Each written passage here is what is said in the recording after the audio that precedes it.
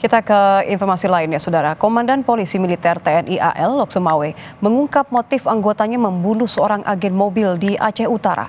Ini ditemukan tewas di kawasan kilometer 30 Gunung Lasak, Senin siang.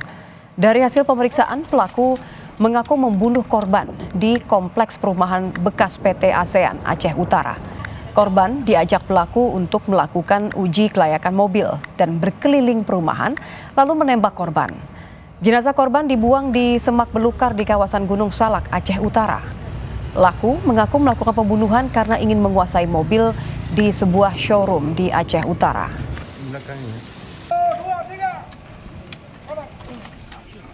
Memang benar telah terjadi dugaan pembunuhan yang dilakukan oleh oknum anggota Lanal Lok Sumawe atas nama KLDDI.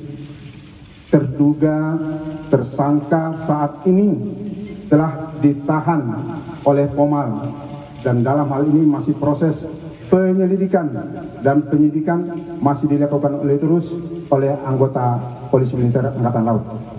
Penyelidikan sementara itu tadi yang sudah saya sampaikan, motifnya hanya untuk menguasai mobil itu.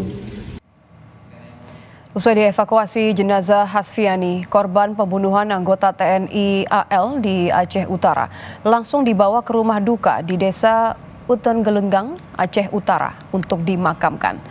Menurut keluarga, pihak keluarga sempat melaporkan korban hilang kepada polisi dan sempat dilakukan pencarian.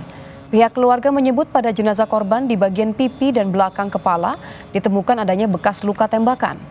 Keluarga berharap pelaku dihukum setimpal dengan perbuatannya.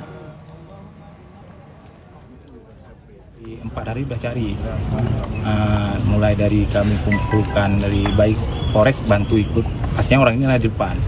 Ya kami juga nanya-nanya bantu-bantu gitu kan.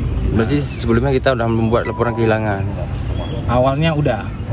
Harapan kepada pelaku ini yang pertama betul-betul diadili secara sesuai dengan hukum yang berlaku.